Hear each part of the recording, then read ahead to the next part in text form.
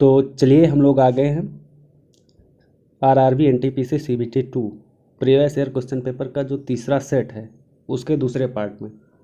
तो चलिए हम लोग स्टार्ट करते हैं इसके पहले क्वेश्चन से, यानी 61 नंबर से। इसके 60 क्वेश्चन हमने इसके पार्ट 1 में अपलोड कर दिए हैं वीडियो बना के, जिसकी लिंक डिस्क्रिप्शन बॉक्स में और ऊपर जो आई बटन दिख रहा है उस पर हमने डाल दी है। जो वो पहला पार्ट नहीं देखे वो जाकर वहाँ विजिट कर सकते हैं।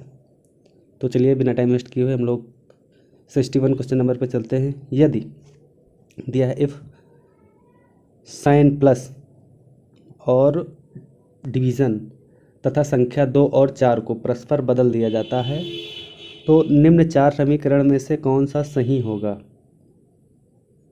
ठीक,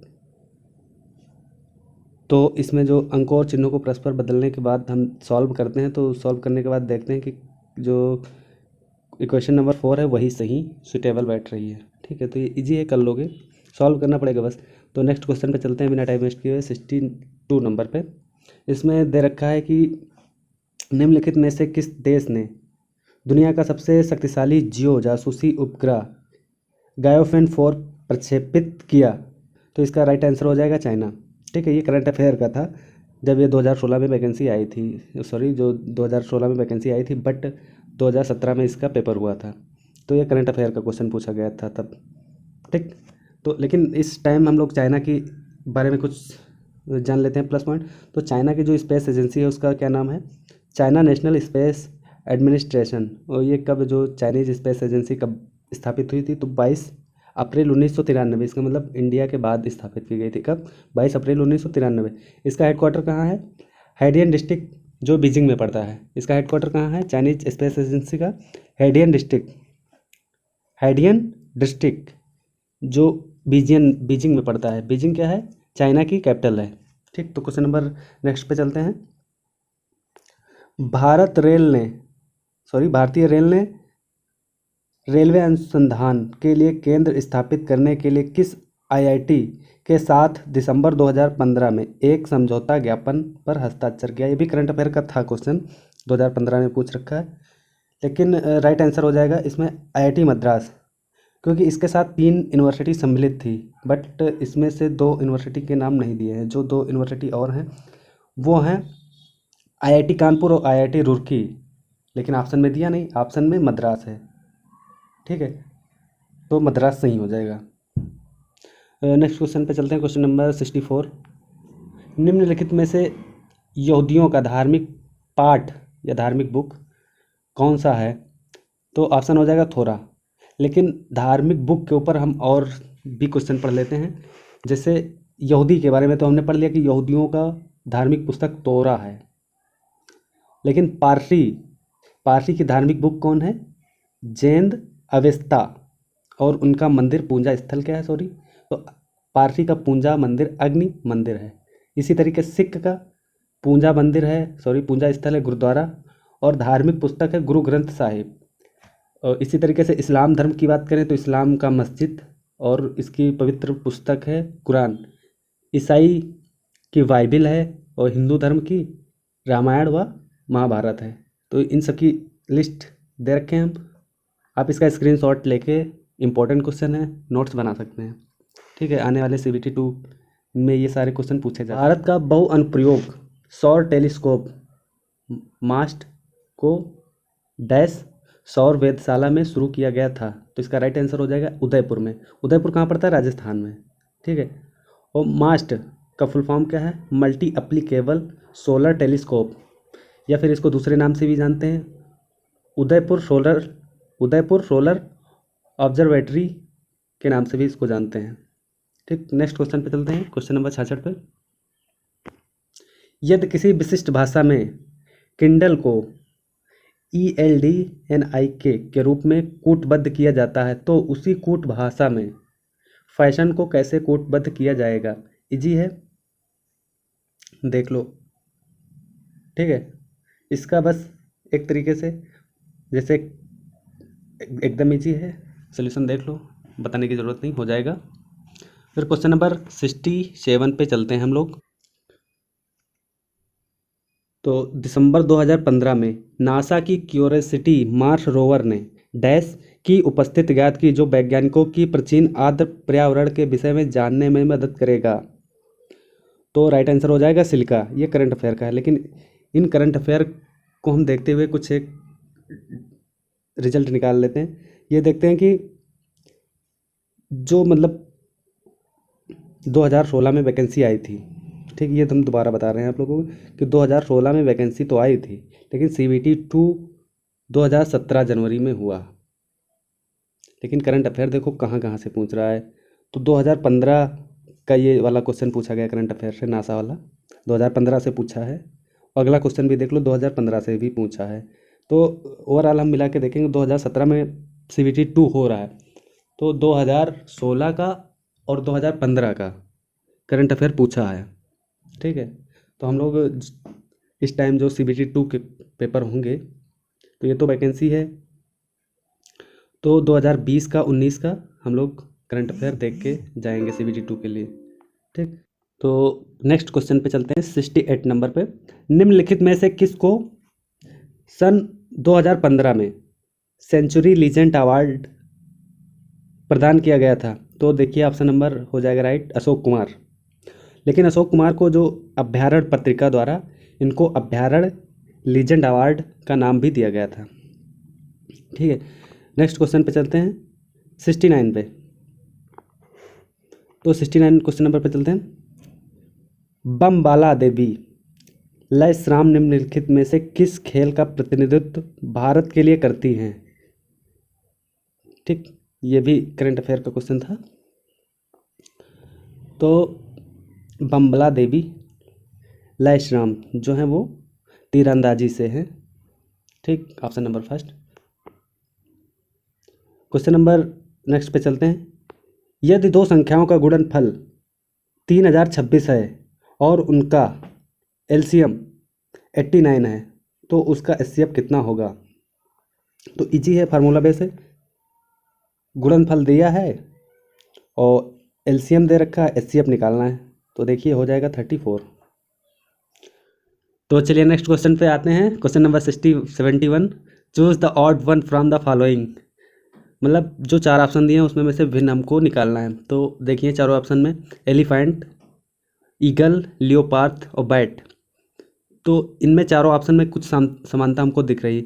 जो एलिफेंट है, लियोपार्ड है और बैट, ये तीनों मैमल्स हैं, मतलब स्तनधारी हैं, ईगल को छोड़ के। ईगल एक पक्षी है जो अंडे देता है, और बाकी जो तीनों ऑप्शन हैं वो बच्चे देते हैं। तो इसमें ऑड ऑप्शन हो जाएगा ईगल।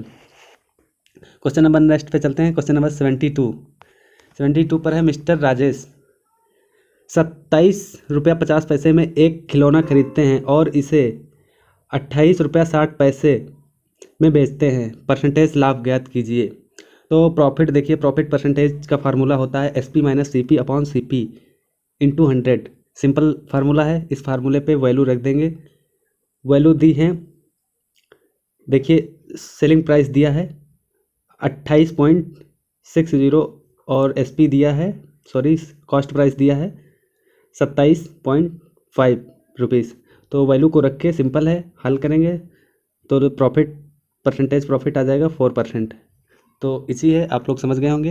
नेक्स्ट क्वेश्चन पे चलते हैं। Question number 73। श्रृंखला में संख्याओं का अगला समूह ज्ञात कीजिए, ठीक है। तो श्रृंखला में अगला समूह ज्ञात कीजिए। ऑप्शन नंबर 3 तो राइट है, बट कैसे आया है देखते हैं। प्रत्येक सेट जो है, हर एक सेट जो है इसमें लगातार प्राइम नंबर चल रही हैं। जैसे 2 3, फिर 3 5 हुआ, 5 से 7 हुआ, 7 से 7 11 हुआ, 11 से 13 हुआ। तो नेक्स्ट 13 और 17 प्राइम नंबर होंगे, तो 13 और 17 का सेट बन जाएगा। तो इस तरीके से नया सेट ऑप्शन नंबर 3 से मैच कर रहा है, ठीक। तो नेक्स्ट क्वेश्चन पे चलते हैं। क्वेश्चन नंबर 74 पे। 74 क्वेश्चन नंबर है, क्रांतिकारियों की अभिनव भारत सोसाइटी किसे आयोजित की थी? तो इसका राइट आंसर हो जाएगा विनायक सावरकर, ठीक। तो अगर इसके प्लस पॉइंट के बाद बारे में बात करें तो हम, तो जो अभिनव भारत सोसाइटी की स्थापना किसने की थी? विनायक दामोदर सावरकर ने की थी। और इनके साथ में भाई गणेश जी भी थे, और ये 1904 में नासिक में स्थापित की गई थी, ठीक। और इसका प्रारंभिक नाम मित्र मेला था। बिना जो अभिनव भारत सोसाइटी है, इसका प्रारंभिक नाम क्या था? मित्र मेला था। ठीक है। 1952 में यह समूह भंग कर दिया गया था। ठीक। तो अगले क्वेश्चन पे चलते हैं, 75 नंबर पे। Rearranging the letter we get the capital of, मतलब जो लेटर्स दिए हैं AKBLU, इसको अरेंज करना है। अरेंज करके जो वो किसकी राजधानी होगी, तो काबुल। इन जो दिए लेटर हैं इनसे बन जाएगा काबुल। और काबुल किसकी कैपिटल है? अफगानिस्तान की। तो अफगानिस्तान की कैपिटल है। 76 नंबर पे, हेमा को एक निश्चित दूरी तक चलने और फिर जहां से उसने शुरुआत की थी उसी स्थान पर वापस साइकिल चलाकर आने में कुल 9 घंटे 55 मिनट लगते हैं। वह 12 घंटे 30 मिनट में दोनों दूरी चलकर तय कर सकती थी। तो बताइए वह समय क्या है जिसमें वह दोनों दूरी साइकिल चलाकर तय करेगी। ठीक है। तो पॉइंट A से B तक क्वेश्चन में दिया है कि हेमा 12 घंटे और 30 मिनट में A से B तक जाती है और B से A तक वापस आती है। पैदल चलने में 12.5 घंटा का टाइम लगता है। और फिर एक दूसरा पॉइंट बताया गया है कि 9 घंटे और 55 मिनट टाइम कब लगता है? जब एक तरफ साइकिल से जाती है और एक तरफ वापस पैदल आती है, तब उसको टाइम लगता है 9 घंटे 55 मिनट। इसलिए हम इसको सॉल्व करेंगे। तो जब दोनों तरफ पैदल जाती है तो 12.5 घंटे लगते हैं। ठीक। तो 12.5 घंटे को 2 से डिवाइड कर देंगे तो 6 घंटे 15 मिनट आएगा, जिसमें एक तरफ की दूरी तय करेगी। फिर उसी को हम साइकिल से निकालेंगे। साइकिल से एक तरफ में लगा समय तो 9 घंटे 55 मिनट कौन सा टाइम है? एक तरफ पैदल जाती है, दूसरी तरफ वो साइकिल से वापस आती है। तो इसमें हम पैदल से चलने में जो टाइम लगा है 6 घंटे 15 मिनट, उसको माइनस कर देंगे तो आ जाएगा साइकिल से तय करने में लगा टाइम। तो 3 घंटे 40 मिनट में एक तरफ से साइकिल से जब जाएगी तो इतना समय लगेगा, 3 घंटे 40 मिनट। तो लेकिन पूछ रहा है क्वेश्चन में कि हेमा के द्वारा दोनों तरफ की दूरी तय करने में लगा समय। तो एक तरफ की दूरी को तय करने में टाइम लग रहा है 3 घंटे 40 मिनट, तो उसको 2 से मल्टीप्लाई कर देंगे तो 7 घंटे 20 मिनट आ जाएगा। जब वो साइकिल से दोनों तरफ की दूरी तय करेगी तो 7 घंटे 20 मिनट का समय लगेगा, जो ऑप्शन नंबर फर्स्ट दिया है। ठीक। क्वेश्चन नंबर नेक्स्ट पे चलते हैं। क्वेश्चन नंबर 77, कंप्यूटर में किसी फाइल का प्रकार द्वारा पहचाना जा सकता है। तो कंप्यूटर की जो फाइलें होती हैं उनको किस तरीके से हम पहचान सकते हैं? तो उसके फाइल एक्सटेंशन के द्वारा। जैसे अगर कोई टेक्स्ट वाली फाइल है, जैसे कोई PDF है, तो उसकी फाइल के लास्ट में लिखा रहेगा .pdf या .doc। अगर कोई डॉक्यूमेंट फाइल है जो MS वर्ड ऑफिस पे बनाई गई है तो .doc लिखा होगा। अगर कोई वहीं पर फ़ोटो है तो फोटोशॉप की कोई फाइल बना रहे हैं तो लास्ट में फाइल नेम के बाद में .psd लिख कर आएगा। उसी तरीके से जैसे हम लोग मोबाइल में फ़ोटो खींचते हैं या कोई फ़ोटो अपलोड करते हैं तो उसमें देखो लिखा रहता है PNG साइज होना चाहिए या JPEG साइज होना चाहिए। तो फाइल एक्सटेंशन इसका हो जाएगा .peg .png। ठीक। तो ये सब एग्जांपल हैं किसके? फाइल एक्सटेंशन के। नेक्स्ट क्वेश्चन पे चलते हैं। क्वेश्चन नंबर 78, अजंता की गुफाओं की चित्रकारी डैश भारत में स्वर्ण युग का प्रमाण है। तो ये राइट आंसर हो जाएगा किसका? बौद्ध धर्म का। ठीक है। तो अजंता की गुफाओं से और भी सारे कई क्वेश्चन पूछे जाते हैं। तो अजंता की गुफाएं महाराष्ट्र के कहाँ पाई जाती हैं? अजंता की गुफाएं महाराष्ट्र राज्य के औरंगाबाद ज़िले में पाई जाती हैं और ये बौद्ध धर्म से रिलेटेड है।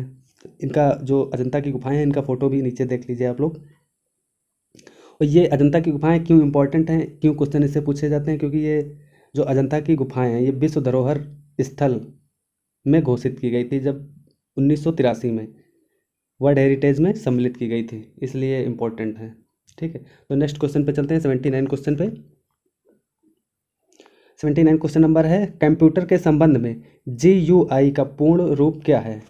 तो GUI का पूर्ण रूप है ग्राफिकल यूजर इंटरफेस। ठीक, क्वेश्चन नंबर नेक्स्ट पे चलते हैं। सभी परमीय संख्याएं हैं। ठीक है, तो सभी परमेय संख्याएं जो वास्तविक संख्याएं होती हैं वो सभी परमेय संख्याएं होती हैं। परमेय संख्याएं किनको कहते हैं?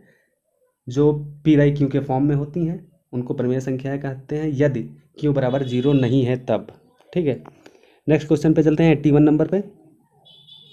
यदि एक पंचायत भंग कर दी जाती है तो चुनाव कितने समय के भीतर आयोजित किए जा सकते हैं? ठीक है, तो पंचायत विघटन की तारीख से 6 महीने तक, 6 महीने के अंदर दोबारा इलेक्शन करवाने होंगे। इसका मतलब है अगर कोई पंचायत है, वहाँ का लीडर या पंचायत मुखिया जो भी है, उसकी पंचायत भंग हो गई। पंचायत भंग होने के कई सारे रीज़न हो सकते हैं, जैसे कोई डेथ हो गई या वो अभी इस दुनिया में नहीं, तो वहाँ पर उस कंडीशन पे दोबारा इलेक्शन 6 महीने के अंदर होने चाहिए। ठीक है, तो इससे कुछ प्लस पॉइंट हैं, जैसे राजस्थान में पहली पंचायत प्रणाली शुरू की गई थी। कहाँ पे शुरू की गई थी पंचायत प्रणाली? तो राजस्थान में सबसे पहले स्थापित की गई थी। नेक्स्ट क्वेश्चन पे चलते हैं 82 क्वेश्चन नंबर पे। इलेक्ट्रॉन की खोज किसने की थी? तो इलेक्ट्रॉन की खोज जे टॉमसन ने की थी। और इसमें 4 ऑप्शन दिए हैं। नील बोर, तो नील बोर जो हैं उन्होंने परमाणु संरचना के बारे में बताया था। और जो इसमें साइंटिस्ट दिए हैं अल्बर्ट आइंस्टीन, ये अनिश्चितता के सिद्धांत को दिए थे, जिसको हम लोग फेमस है E=mc² के नाम से भी जानते हैं। और 4th ऑप्शन है अर्नेस्ट रदरफोर्ड ने प्रोटॉन की खोज की थी। ठीक, तो चलिए नेक्स्ट क्वेश्चन पे। Question number 83। अक्टूबर 2016 में किस समुद्र तट पर दुनिया का सबसे बड़ा समुद्र संरक्षित क्षेत्र NPA बनाया गया था? तो ऑप्शन नंबर 3 सही है, अंटार्कटिका। अंटार्कटिका पे मरीन प्रोटेक्टेड एरिया बनाया गया था। मतलब इसका मतलब क्या होता है? समुद्र संरक्षित क्षेत्र वह क्षेत्र होता है, बनाया जाता है जहाँ पर कोई पर्यावरणीय या प्रकृति या सांस्कृतिक महत्व के कारण उसमें परिवर्तन ना किया जाए, जिससे वहाँ की रक्षा हो सके या फिर उसका नुकसान ना हो। तो उस एरिया को हम लोग समुद्र संरक्षित क्षेत्र कहते हैं। तो इसी से पर्यावरण से आया है। तो वर्ल्ड इन्वायरमेंट डे कब मनाया जाता है? 5 जून को। ठीक है, नेक्स्ट क्वेश्चन पे चलते हैं। Question number 84। क्वेश्चन नंबर 84 पे चल रहे हैं हम लोग। क्वेश्चन नंबर 84 में दिया है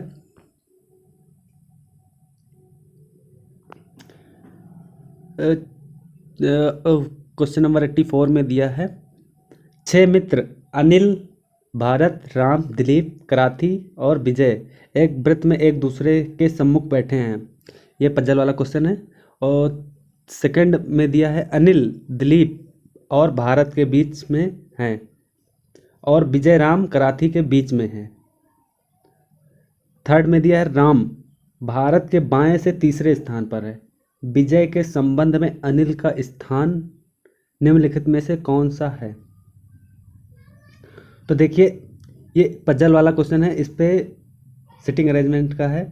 तो इसमें से 3 क्वेश्चन पूछे गए हैं। तो इसका सब क्वेश्चन देखिए। तो इसमें पूछा है विजय के संबंध में अनिल का स्थान निम्नलिखित में से कौन है? तो देखिए, हम इसका फिगर बना दिए हैं जैसे सिटिंग प्लान से सब लोग बैठे हैं। तो इसमें पूछ रहा है विजय के संबंध में अनिल का स्थान निम्नलिखित में से कौन है? तो ऑप्शन नंबर हो जाएगा सेकंड, मतलब दाहिने से तीसरा। और इसी का 85 नंबर क्वेश्चन है कि 85 नंबर क्वेश्चन में पूछा है विजय और दिलीप के बीच में कौन है? 85 में है विजय और दिलीप के बीच में कौन है? तो डायग्राम में देख लीजिए, विजय और दिलीप के बीच में राम है। और इसी का नेक्स्ट क्वेश्चन है question number 86। Who is between Bharat and Vijay? Bharat और विजय के बीच में कौन है? तो कराथी डायग्राम में दिख रहा है। तो ये हालांकि थोड़ा टफ भी है, इजी भी है, लेकिन एक क्वेश्चन से 3 क्वेश्चन बन जा रहे हैं तो इजी ही समझो। तो ठीक है, नेक्स्ट क्वेश्चन पे चलते हैं। Question number 87। क्वेश्चन नंबर 87 पे चलते हैं। इसमें दे रखा है एक विद्यालय में कुल 200 छात्र हैं, जिसमें से 1/5 लड़के हैं। विद्यालय में लड़कियों की संख्या ज्ञात कीजिए। ठीक है, तो ये दो तरीके से हो सकता है। पहले तो जैसे 1/5 लड़के हैं तो 4/5 लड़कियां होंगी, तो 200 का 4/5 निकालेंगे तो 160 गर्ल्स हो जाएंगी। ठीक है, लेकिन अगर दूसरे मेथड से निकालें, जैसे कुल छात्र दिए हैं कितने, 200 कुल छात्र हैं, तो लड़कों की संख्या कितनी हो जाएगी, तो लड़कों की संख्या दी है 1/5, किसका, 200 का 1/5 हो जाएगा 40। तो 40 लड़के हो गए, तो 200 में से 40 माइनस कर देंगे तो 160 लड़कियां आ जाएंगी। क्वेश्चन नंबर 88 पे चलते हैं। क्वेश्चन नंबर 88, निम्नलिखित में से किस उपकरण को विद्युतीय उपकरणों को वोल्टेज स्पाइक से बचाने के लिए डिज़ाइन किया जाता है। तो इसका राइट आंसर हो जाएगा सर्ज प्रोटेक्टर। ठीक है, सर्ज प्रोटेक्टर कहते हैं किसे हैं, जब कनेक्शन होता है, कनेक्शन का वोल्टेज बहुत ही कम समय में, मतलब अचानक से वोल्टेज कम या ज़्यादा हो जाता है। ठीक है, बहुत अधिक बढ़ जाता है अचानक से, तो उसे वोल्टेज स्पाइक कहते हैं। और एक सर्ज प्रोटेक्टर जो होता है वोल्टेज वृद्धि के विरुद्ध काम करता है। इसका मतलब जो सर्ज प्रोटेक्टर है वो अगर अपने घर में किसी डिवाइस में लगा है तो अचानक से जब कभी वोल्टेज बढ़ जाता है तो हमारे घर में जो इलेक्ट्रिकल अप्लायंस लगे हुए हैं वो बच जाते हैं जलने से, इसलिए सर्ज प्रोटेक्टर लगा रहता है घर पे या बड़े बड़े पावर प्लांटों पे, सब स्टेशनों पे। ठीक है, नेक्स्ट क्वेश्चन पे चलते हैं। क्वेश्चन नंबर 89, दो कारें 10 मिनट के अंतराल पर एक घर से चलती हैं। ठीक है, क्या दिया है, दो कारें 10 मिनट के अंतराल पर एक घर से चलनी शुरू होती हैं और 20 किलोमीटर पर आवर की स्पीड से यात्रा करती हैं। 8 मिनट के अंतराल पर यात्रा करने के लिए घर की विपरीत दिशा की ओर से आने वाला व्यक्ति कारों को कितनी गति से मिलेगा, कितनी गति से मिलेगा, गति किलोमीटर पर आवर में निकालनी है। तो देखिए सोल्यूशन हमने दे रखा है, माना कि व्यक्ति की गति x किलोमीटर प्रति घंटे की स्पीड है, तो 20 किलोमीटर प्रति घंटे पर 10 मिनट में तय की गई दूरी जो होगी वो होगी 20 + x किलोमीटर पर आवर पर 8 मिनट में तय की गई दूरी जो है। ठीक, यहाँ सापेक्षित गति जो है वो बराबर होगी किसके, 20 + x किलोमीटर पर आवर के। ठीक, तो इसको सॉल्व करेंगे, सापेक्षित गति हो जाएगी 20 × 10/60 = 8/60 इंटू 20 + x। इसको सॉल्व करेंगे, x की वैल्यू आ जाएगी 5 किलोमीटर पर आवर, तो जो व्यक्ति की गति है वो आ जाएगी 5 kilometre per hour. Next question पे चलते हैं। क्वेश्चन नंबर 90, निम्नलिखित में से भारतीय रेल का शुभारंभ प्रतीक कौन है। मतलब निम्नलिखित में से भारतीय रेल का शुभंकर प्रतीक कौन है। तो भारतीय रेलवे से भी कई सारे क्वेश्चन पूछते हैं, तो इसमें देखो ये शुभंकर प्रतीक पूछ लिया, तो 4 ऑप्शन है, 4 ऑप्शन में भोलू हाथी, जो भोलू हाथी होता है वो है शुभंकर प्रतीक। फोटो देख लो भोलू हाथी का। यह भारतीय रेलवे की 150वीं वर्षगांठ की स्मृति में राष्ट्रीय डिजाइन संस्थान द्वारा डिजाइन किया गया था। नेक्स्ट क्वेश्चन पे चलते हैं। क्वेश्चन नंबर 91, दो संख्याएं 3:5 के अनुपात में हैं और उनका HCF 20 है, उनका LCM क्या होगा। ठीक है, इजी है, तो सोल्यूशन देख लीजिए 3x × 5x = 20 × LCM हो जाएगा, LCM निकाल लेंगे। ठीक है, HCF जो दिया है HCF ही x हो जाएगा, जो x हम लोग 3x × 5x लिखे ना, तो x 20 हो जाएगा, तो सॉल्व करने पर LCM 300 आ जाएगा। नेक्स्ट क्वेश्चन पे चलते हैं। क्वेश्चन नंबर 92 में दिया, खाद्य श्रृंखला में प्राथमिक उपभोक्ता और द्वितीय उपभोक्ताओं के बीच क्या अंतर होता है। तो ऑप्शन नंबर सेकंड सही है। इसमें दिया है primary consumer eat only plants, मतलब जो प्राथमिक उपभोक्ता होते हैं वो केवल पौधे को खाते हैं, और सेकेंडरी कंज्यूमर ईट प्राइमरी कंज्यूमर, और द्वितीयक उपभोक्ता प्राथमिक उपभोक्ताओं को खाते हैं, तो इसलिए सेकंड वाला सही है। अब प्राथमिक उपभोक्ता वे जीव होते हैं जैसे पौधे या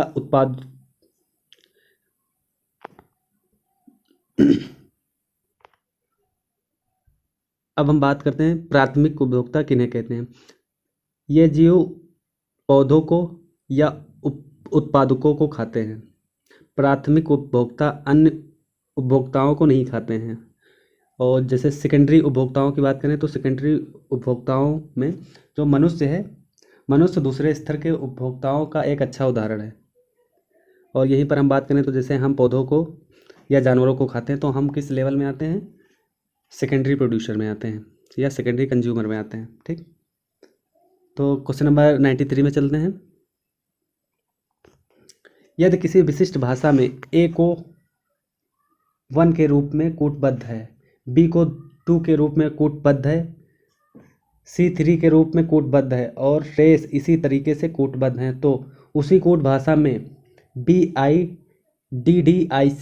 कैसे कूटबद्ध है। तो इसमें देखिए सिंपल है, जैसे बी दूसरे नंबर पे है तो बी का दूसरा, आई 9 पे है, 9 पे डी 4 पे है, इसी तरीके से हो जाएगा, इजी है।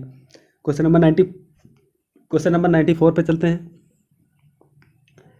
दिया है arrange the given English word in alphabetical order and choose the one that come first. मतलब ये डिक्शनरी वाला क्वेश्चन है। डिक्शनरी में इन चारों ऑप्शन में सबसे पहले कौन सा आएगा, तो ये हो जाएगा अकाउंट सबसे पहले आएगा। फिर क्वेश्चन नंबर 95 पे चलते हैं। Which are the following is the first country to become carbon negative. वह कौन सी पहला देश है जो कार्बन निगेटिव देश बन चुका है। भूटान। भूटान ऐसा दुनिया का एकमात्र देश है जो इंडिया का पड़ोसी देश भी है जो कार्बन निगेटिव देश बन चुका है। भूटान वार्षिक रूप से लगभग 1.5 मिलियन टन कार्बन का उत्सर्जन करता है। 1.5 मिलियन कार्बन का उत्सर्जन करता है, जबकि इसके जंगल जो है 6 मिलियन टन से अधिक अवशोषित कर सकते हैं, इसलिए नेगेटिव है। मतलब यहाँ पर कार्बन 1.5 मिलियन प्रोड्यूस होता है और इसके जंगल 6 मिलियन टन तक अवशोषित कर सकते हैं, इसलिए यहाँ पर नेगेटिव कार्बन है। भूटान की कैपिटल थिम्पू है और भूटान की करेंसी भी आप लोग देख लो। तो भूटान का करेंसी है भूटानी नगुल्टम। ठीक, और भूटान को द कंट्री ऑफ ड्रैगन भी बोलते हैं, ये भी पॉइंट याद रखना। और इसकी करेंसी भूटानी नगुल्टम। क्वेश्चन नंबर 96 पे चलते हैं। निम्नलिखित में से कौन नीति आयोग का CEO है। तो श्री अमिताभ कांत, फोटो देख लीजिए, ये करंट में नीति आयोग के CEO हैं। 2021 में भी अमिताभ कांत ही CEO हैं नीति आयोग के। तो नीति का फुल फॉर्म क्या होता है, national institute for transforming India. तो लेकिन अमिताभ कांत जी ही क्यों बनाए गए, तो अमिताभ कांत जी जो थे वो IAS केरल कैडर 1980 बैच के सदस्य रहे हैं, इसलिए इनको नीति आयोग का CEO बनाया गया है। और जो अमिताभ कांत हैं उनकी एक बहुत फेमस ही बुक है branding India in incredible story, जिसके लेखक भी श्री अमिताभ कांत जी हैं। तो ये भी याद रखेंगे कौन सी, इनकी एक लेटेस्ट बुक है branding India in incredible story, के लेखक भी हैं। और make in India, startup India, incredible India, God of country के ये संचालक भी हैं। ये जितने अभियान हैं इनक्रेडिबल इंडिया, स्टार्टअप इंडिया या मेक इन इंडिया के प्रमुख संचालक भी हैं अमिताभ कांत जी। ठीक है, नेक्स्ट क्वेश्चन देखिए, रेलवे से है। 2015 में निम्न में से कौन सा पहला बैंक है जो भारतीय रेलवे के साथ अपनी वेबसाइट के माध्यम से रेल टिकट बेचने के लिए जुड़ा था। ये क्वेश्चन हमने पहले ही बता चुके हैं। तो जो भारतीय रेलवे है वो अपने टिकट बेचने के लिए कौन सी बैंक के साथ ज्वाइंट अप हुए हैं, तो ICICI बैंक जो है उसके साथ में ICICI बैंक के वेबसाइट पर रेलवे के टिकट बिकना शुरू हुए हैं 2015 से। फिर क्वेश्चन नंबर 98 है, रीजनिंग का श्रृंखला में अक्षरों का अगला समूह होगा। तो देखिए सोल्यूशन दिखा दें, अगला समूह हो जाएगा जैसे P से Q, Q से R S T, फिर B से बढ़ता चला गया B C D E F, A से बढ़ता चला गया A B C D। Easy है, श्रृंखला हो जाएगी, option number second right answer. Next question पे चलते हैं, 99 क्वेश्चन पे। मिस्टर मलिक ने 4% प्रति वर्ष कंपाउंड इंटरेस्ट पर 8,500 रुपये का लोन लिया। 2 वर्ष के लिए प्रतिवर्ष चक्रवृद्धि ब्याज क्या होगा। तो सिंपल है, प्रिंसिपल दिया है, रेट दिया है और टाइम दिया है। फार्मूले पर रखेंगे S I equal to P bracket में 1+r/100⁻n-p, वहाँ पे रख के सॉल्व करेंगे, इजी है, आ जाएगा। तो कंपाउंड इंटरेस्ट हो जाएगा 693.6। नेक्स्ट क्वेश्चन पे चलते हैं, क्वेश्चन नंबर 100 पे। निम्न में से किस ई कॉमर्स प्रमुख ने एसएमई मतलब लघु और मध्यम उद्योगों को प्रोत्साहित करने के लिए NIESBUD के साथ एक समझौते पर हस्ताक्षर किए हैं? तो अमेजॉन कंपनी ने NIESBUD के साथ समझौते पर हस्ताक्षर किए हैं। तो NIESBUD का फुल फॉर्म है national institute for entrepreneurship and small businesses development. ठीक, और जो ये चारों ऑप्शन है उनके ऑप्शन से जो इंपॉर्टेंट पॉइंट पूछे जाते हैं वो भी हम देख लेते हैं। जैसे अमेजॉन के CEO कौन है? एंडी जैसी। अमेजॉन के CEO हैं एंडी जैसी, और इसके फाउंडर कौन है? Jeff Bezos.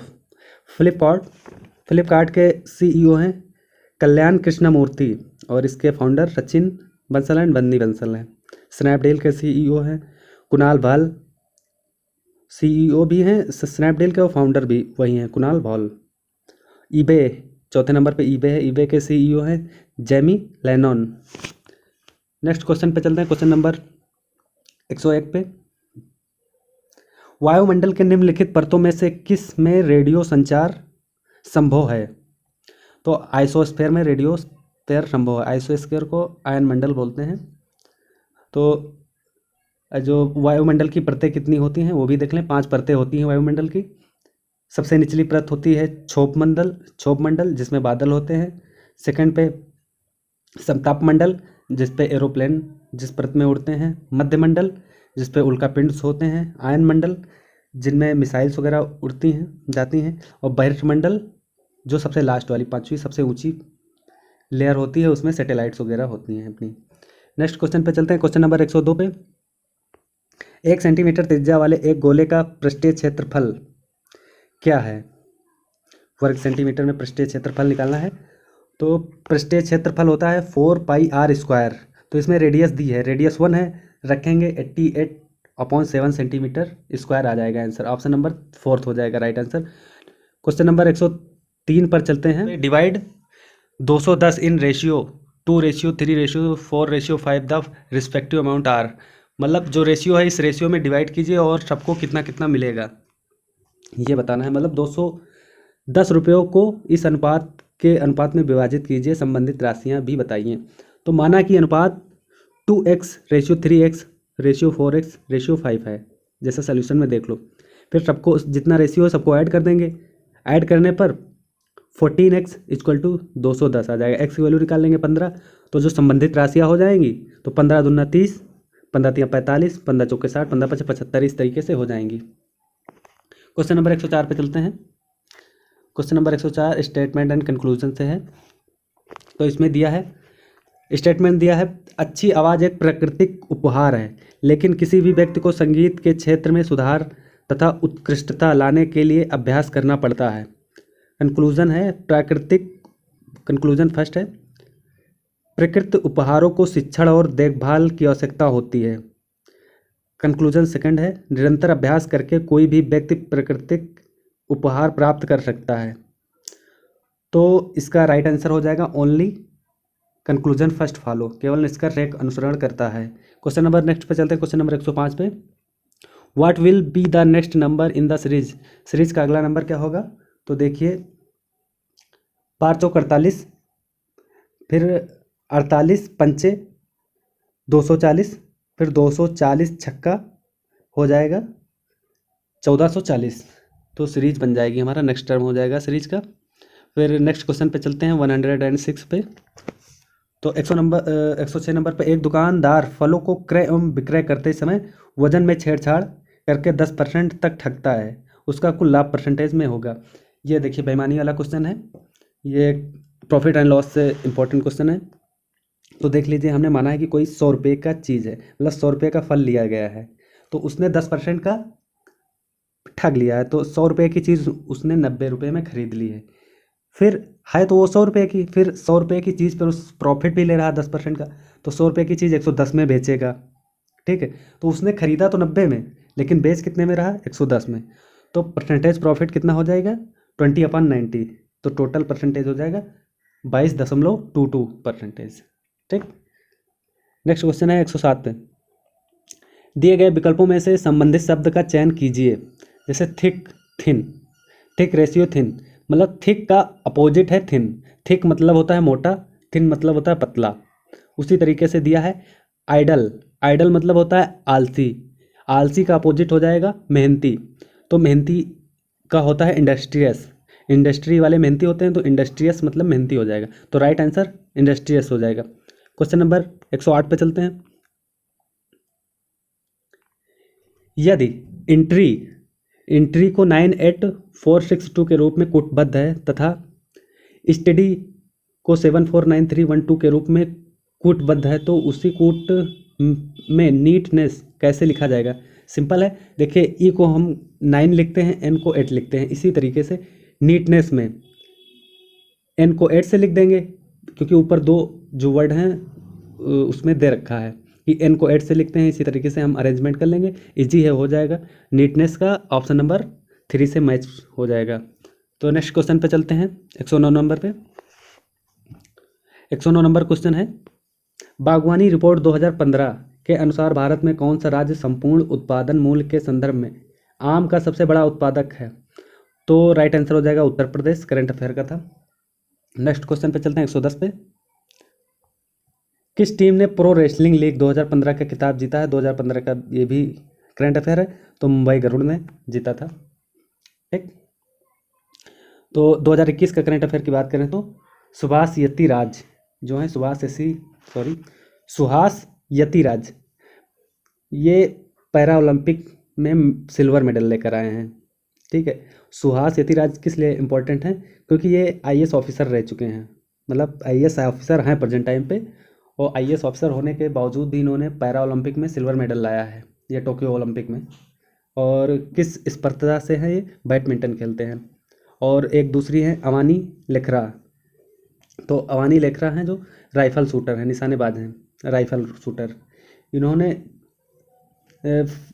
पहली महिला हैं जिन्होंने पैरा ओलंपिक में 2 मेडल लेकर आई हैं, एक गोल्ड लेकर आई हैं, एक ब्रॉन्ज लेकर आई हैं। गोल्ड वो 10 मीटर में लेकर आई हैं, 50 मीटर में ब्रॉन्ज लेकर आई हैं। तो ये भी इंपॉर्टेंट हो जाता है, क्योंकि पहली महिला बन चुकी हैं जो पैरा ओलंपिक में एक साथ 2 मेडल लेकर आई हैं।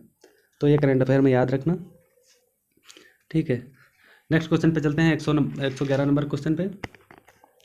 111 क्वेश्चन में दिया है, भारतीय संविधान के अनुसार एक उच्च न्यायालय के न्यायाधीश को अन्य उच्च न्यायालय में ट्रांसफ़र करने के लिए अधिकृत कौन है। मतलब एक क्या दिया, भारतीय संविधान के अनुसार एक उच्च न्यायालय के न्यायाधीश को, मतलब एक जज को दूसरी जगह ट्रांसफ़र करने के लिए कौन कर सकता है। तो इस ऑप्शन नंबर 3 हो जाएगा राइट। ये केवल पावर प्रेसिडेंट के पास है, तो भारत के राष्ट्रपति के पास ये पावर है। ठीक है। तो ये कैसे करते हैं, राष्ट्रपति जो होते हैं भारत के चीफ जस्टिस के साथ परामर्श करते हैं पहले, फिर परामर्श करने के बाद उच्च न्यायालय से एक न्यायाधीश को किसी अन्य उच्च न्यायालय में ट्रांसफ़र कर सकते हैं। क्वेश्चन नंबर 112 है, देखते हैं। क्वेश्चन नंबर 112, इसमें दे रखा कौन सा कथन पर्याप्त है। तो व्हाट इज़ गनाज एज, मतलब गुना की उम्र क्या है। तो फर्स्ट दे रखा है, गुना विनय और केशव एक ही उम्र के हैं। सेकंड पे दिया है, विनय, केशव और अर्जुन की आयु का योग 32 है, साथ ही अर्जुन की उम्र विनय और केशव दोनों की उम्र के बराबर है। तो इसका आंसर हो जाएगा दोनों कथन की एक साथ आवश्यकता पड़ेगी। ठीक है, ये करके देख लो, क्योंकि अगर हमको गुना की उम्र निकालनी तो दोनों ऑप्शनों की ज़रूरत पड़ेगी। ठीक, तो ये ज़्यादा टफ क्वेश्चन नहीं है, हो जाएगा। नेक्स्ट क्वेश्चन पे चलते हैं, क्वेश्चन नंबर 113 पे। क्वेश्चन नंबर 113 पे दिया है शर्ट, गारमेंट। तो पोटैटो, शर्ट क्या है, गारमेंट है, तो पोटैटो क्या है, वेजिटेबल हो जाएंगी। ठीक, अगले क्वेश्चन पे चलते हैं, question number 114। The mod of the data is, मतलब बहुलक निकालना है जो दिया है गिवन डाटा, इसका बहुलक ज्ञात करना है। तो देखें 9 3 बार आया है, हो जाएगा, ये भी क्वेश्चन है, बहुलक 9 हो जाएगा। 115 क्वेश्चन नंबर, सबसे उपयुक्त विकल्प चुने। तो fruit preserve in cold storage last longer विकास, मतलब फलों को लंबे समय तक कोल्ड स्टोरेज में संरक्षित किया जाता है क्योंकि ऑप्शन नंबर 4 सही हो जाएगा। फलों के श्वसन दर में कमी आती है। The rate of perspiration of fruit is decrease, किसी भी चीज़ की है लाइफ उसकी सेट रहती है, तो उसकी श्वसन में अगर कमी आ जाएगी तो उसकी लाइफ बढ़ जाएगी। ठीक। क्वेश्चन नंबर 117, भारत ने अपनी अध्यक्षता में 8वें ब्रिक्स शिखर सम्मेलन की मेजबानी की जो 15 से 16 अक्टूबर 2016 को कहाँ आयोजित हुआ था। तो ये गोवा में हुआ था। करंट अफेयर है 2016 का। तो ब्रिक्स से रिलेटेड कुछ और भी हम नाम मतलब जानकारियाँ जोड़ लेते हैं इसी में। ब्रिक्स का फुल फॉर्म क्या होता है। बी से होता है ब्राज़ील, रसिया, इंडिया, चाइना, साउथ अफ्रीका। इसमें 5 देश सम्मिलित होते हैं। ब्रिक्स को हम R5 के नाम से भी जानते हैं क्योंकि R5 इसलिए भी इसको कहते हैं क्योंकि जो ये पांचों देश हैं, पांचों देश की जो करेंसी होती है जैसे रुपया, तो R से ही स्टार्ट होती हैं, इसलिए इनको R5 के नाम से भी जानते हैं। ठीक है। और 2021 में ब्रिक्स की अध्यक्षता इंडिया कर रहा है। तो ये भी इंपॉर्टेंट क्वेश्चन है। 2021 में ब्रिक्स की अध्यक्षता कौन कर रहा है, इंडिया कर रहा है। क्वेश्चन नंबर 118 पे चलते हैं, स्टेटमेंट एंड कंक्लूजन से है। तो दे रखा all poets are reader, all poets are reader मतलब सभी कवि पाठक हैं और कोई पाठक बुद्धिमान नहीं है। तो इसका देखो डायग्राम हमने बना के दिखा दिए हैं। तो इसका निष्कर्ष निकालते हैं। तो निष्कर्ष, कोई कवि बुद्धिमान नहीं है, कोई कवि बुद्धिमान नहीं है। तो ये तो सही है। तो सभी पाठक कवि हैं, सभी पाठक कवि हैं, ये गलत है। तो केवल निष्कर्ष एक अनुसरण करता है, only conclusion first follow. Question number 119 पे चलते हैं। क्वेश्चन नंबर 119 है, किसी कक्षा की जांच परीक्षा में एक छात्र ने 25 में से 22 अंक प्राप्त किए, उस छात्र के अंक प्रतिशत में कितने हैं। तो सिंपल है, परसेंटेज में अंक निकालना है, हो जाएगा। मतलब 25 पूर्णांक है, 22 उसने प्राप्त किए हैं, तो 22/25 हो जाएगा, गुणे 100 कर देंगे, 88% उसने अंक प्राप्त किए हैं। क्वेश्चन नंबर 120 पे चलते हैं। धरुड़ का भाई आनंद है, धरुड़ कुमार का बेटा है। ये ब्लड रिलेशन से क्वेश्चन है। तो देखते हैं हम आराम से, क्वेश्चन बनाते भी चलते हैं। डायग्राम में आप लोग जैसे देख लो, धरुड़ का भाई आनंद है। ठीक। तो सबसे नीचे देखो, धरुड़ का भाई आनंद दिखा दिए, तो आनंद मेल है, भाई है ना, तो मेल, एम से मेल दिखा दिए हैं। फिर धरुड़ कुमार का बेटा है, तो कुमार के पिता कौन, धरुड़ के पिता कौन हो जाएंगे, कुमार। फिर कृष्णन कुमार का पिता है, तो कुमार के पिता कौन हो गए, कृष्णन, हमने ऊपर दिखा दिया। तो कृष्णन और आनंद के बीच में रिलेशन कौन सा है, तो कृष्णन का पोता आनंद हो जाएगा। एकदम इजी लैंग्वेज में हमने इस डायग्राम को आपको समझाया और समझ में भी आ रहा होगा ये क्वेश्चन। ठीक। तो इसी के साथ में जो RRB NTPC CBT 2 का सेट तीसरा है वो कंप्लीट होता है 120 क्वेश्चनों के साथ। सो अगर आपको ये वीडियो अच्छी लगी हो तो इसको सब्सक्राइब कीजिए, लाइक कीजिए। और हाँ, इसी के साथ में अगर पिछली वीडियो में 2 वीडियो हमने अपलोड किया, उसमें कई व्यूवर्स ने 3 व्यूवर्स ने फीडबैक हमको दिया था कि सर अपनी आवाज़ थोड़ी और बढ़ाइए, तो हमको अच्छा लगा था। तो इस वीडियो में हम अपनी आवाज़ को बढ़ाने की काफ़ी हद तक कोशिश किए हैं और आप लोग भी इसमें कुछ फीडबैक दे सकते हैं अपना, जिससे हम आने वाली वीडियो में आपका सुधार कर सकें। और एक भाई साहब ने कमेंट किए थे कि सर आप ज़्यादा से ज़्यादा वीडियो बनाएं। तो मैं बता दूं आपके नॉलेज के लिए कि जो RRB NTPC CBT 2 है उसके टोटल 9 शिफ्ट थी, 9 शिफ्टों में पेपर करवाए गए थे। तो हम 9 शिफ्ट के पेपर ही आप लोगों को अवेलेबल करवा सकते हैं। तो 3 सेट तो हम करवा चुके हैं, मतलब 3 शिफ्ट के करवा चुके हैं, बचे 6 शिफ्ट के पेपर। तो आप हमारे चैनल को सब्सक्राइब कीजिए, जल्द से जल्द हम वो बचे हुए 6 सेट आपको प्रोवाइड करवाएंगे। देखने के लिए धन्यवाद, थैंक यू। मिलते हैं नेक्स्ट वीडियो में, बाय बाय।